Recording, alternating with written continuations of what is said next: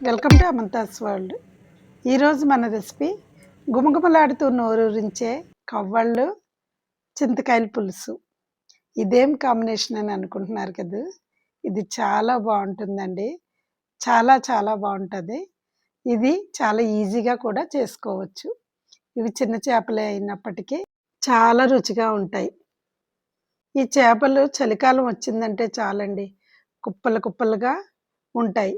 మనం ఫిష్ మార్కెట్‌కి వెళ్లి చూసినట్లయితే ఈ చేపలు చాలా ఎక్కువ ఉంటాయి. ఇదే సీజన్‌లో మనకి ఇవి దొరుకుతాయి. మన రెసిపీలోకి వెళ్ళే ముందు ఇంకా ఈ అమంతాస్ వరల్డ్ అనే ఛానల్‌ని గనక ఎవరైనా సబ్స్క్రైబ్ చేసుకొని ఉండకపోతే దయచేసి సబ్స్క్రైబ్ చేసుకోండి. బెల్ ఐకాన్ నొక్కండి. ఇక అసలు విషయానికొస్తే ముళ్ళును ముళ్ళుతోనే తీయాలి అన్నట్లుగా ఈ సముద్రం నుంచి వచ్చిన చేపలను కూడా మళ్ళీ అవి ఉప్పు నీటి నుంచి వచ్చాయి కదా, అప్పుడు చాలా నీసు వాసన వస్తుంది. మళ్ళీ ఉప్పు వేసి కడిగితేనే ఆ వాసన పోతుంది. అదేం చిత్రమో తెలియదండి. ఆ విధంగా క్లీన్ చేసుకోవాలి ఒక 6-7 సార్లు. ఇప్పుడు చింతకాయలు, దానికి మంచి కాంబినేషన్ చింతకాయలు. ఈ చింతకాయలు కూడా ఇదే సీజన్లో వస్తాయి మనకి. ఇవి 2 కలిపి వండి చూడండి, మీకే తెలుస్తది. ఇలా చాలా ఆంధ్రాలో, కోస్తాంధ్రలో ఉన్నవాళ్ళు ఈ చేపల్లో చింతకాయలు వేసి చేసుకుంటారు. ముందుగా మనం చింతకాయలు కొంచెం శుభ్రంగా కడుక్కొని అందులో చింతకాయలు మునిగేంత వరకు వాటర్ వేసుకొని ఉడకబెట్టుకోవాలి. ఎక్కువ వాటర్ అవసరం లేదు. తర్వాత కావాలంటే వాటర్ వేసుకోవచ్చు. ఇప్పుడు చూడండి, నేను దీనికి తీసుకున్నది, నేను కిలో చేపలు తీసుకున్నాను. దానికి ఒక 3 ఉల్లిపాయలు, మీడియం సైజు 3 ఉల్లిపాయలు. ఎక్కువ వేసినా స్వీట్ వచ్చేస్తుంది. 3 సరిపోతాయి. చిన్నవైతే ఒక 4, 5 వేసుకోండి. దీనికి పచ్చిమిరపకాయలు ఎక్కువ వేసుకోవాలి. ఎందుకంటే చింతకాయలు పులుపు ఉంటుంది కాబట్టి బాగా పచ్చిమిరపకాయ కారము దానికి జోడిస్తే గనక చాలా ఆ టేస్ట్ చాలా బాగుంటుంది. దానికి ఒక చిన్న అల్లం ముక్క, ఒక వెల్లుల్లిపాయ కిలోకి. దీనికి ఎటువంటి మసాలాలు అవసరం లేదండి. ఇప్పుడు గరం మసాలాలు అవి వేయకుండా సింపుల్గా వండుకుంటే ఈ కర్రీ చాలా బాగుంటుంది. నేను వేసే కారంలోనే ధనియాలు, జీలకర్ర ఇవన్నీ కలిసి ఉంటాయి కాబట్టి నేనైతే తక్కువే వేసుకుంటాను. ధనియాలు అవి మళ్ళీ వెయ్యను. మీరు పొడి కారం అయితే కనుక కొంచెం ధనియాల పొడి, జీలకర్ర పొడి వేసుకోండి. నేను తీసుకున్న 3 ఉల్లిపాయల్లో 2 ఉల్లిపాయలు మాత్రమే నేను మిక్సీ చేసుకున్నాను. అందులో కొంచెం జీలకర్ర, చిన్న అల్లం ముక్క, ఒక వెల్లుల్లిపాయ వేసుకొని మిక్సీ పట్టేసుకోవాలి. ఇందులో టమాటా వేయొద్దండి. టమాటా వేస్తే మళ్ళీ రుచి వేరైపోతుంది. చింతకాయలు చూడండి మనకు ఉడికిపోయాయి కదా.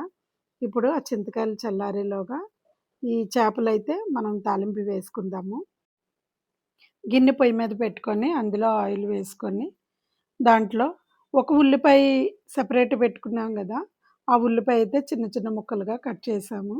దీంట్లోనే పచ్చిమిరపకాయలు కూడా కట్ చేసుకొని అందులో కొంచెం కరివేపాకు వేసుకున్నాం. వేసుకున్నది వీటిని కొంచెం గోల్డ్ కలర్ వచ్చే వరకు వేయించుకోవాలి. ఉల్లిపాయల్ని మరీ ఎక్కువ అవసరం లేదు. గోల్డ్ కలర్ వచ్చే వరకు వేయిస్తే సరిపోతుంది. అందులోనే ఈ మిక్సీ చేసి పెట్టుకున్నాం కదా ఉల్లిపాయ పేస్ట్‌ని అందులో వేసేసుకోవాలి. వేసుకొని పచ్చి వాసన పోయేంత వరకు వేయించుకోవాలి. చూడండి, అది వేగుతూ ఉంటుంది కదా. ఇప్పుడు చింతకాయలు పులుసు తీసుకోవాలి మనం.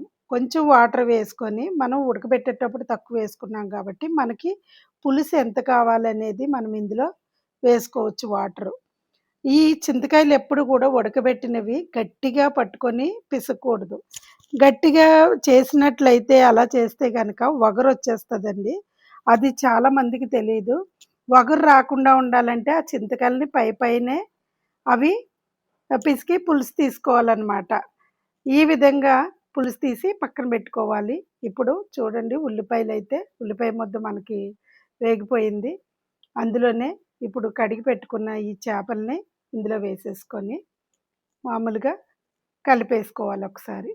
కలుపుకున్న తర్వాత ఈ చింతకాయల పులుసు ఉంది కదా, ఈ చేపలు వేసిన తర్వాత ఒక్క మినిటే ఉంచండి. ఎక్కువ సేపు ఉండకూడదు. మళ్ళీ చేప విడిపోతుంది అలా చేస్తే గనక. ఇప్పుడు చింతకాయల పులుసు అందులో వేసేసుకున్నాము. ఈ చింతకాయల పులుసు వేసినప్పుడు మాత్రం కొంచెం పులుసు పులుసుగా ఉంటేనే బావుంటుందండి. మరీ ఇగురులాగా అయితే ఇది బావుండదు. కాబట్టి కొంచెం పులుసులాగే పెట్టుకోవాలి. ఇది ఉడుకుతుంది గదా! నాకైతే నోరు ఊరిపోతుందండి. ఎందుకంటే ఈ రెసిపీ నాకు చాలా ఇష్టమైన రెసిపీ. ఈ కా కవ్వల్లో చింతకాయల పులుసు అంటే నేను ఖచ్చితంగా చేస్తాను. మీరు కూడా ఈ చేపలు ఎక్కడ దొరికినా వదిలిపెట్టకుండా చెయ్యండి. కొంతమంది కార్తీక మాసం అని తినరు. ఇప్పుడు ఎలాగో కార్తీక మాసం అయిపోతుంది కాబట్టి, ఈ చేపలు తెచ్చి అది చింతకాయలు వేసి మరీ వండి చూడండి. ఈ విధంగా చేయడం ఎంతమందికి ఇష్టమో ఒక కామెంట్ అయితే పెట్టండి. లైక్ చేయండి.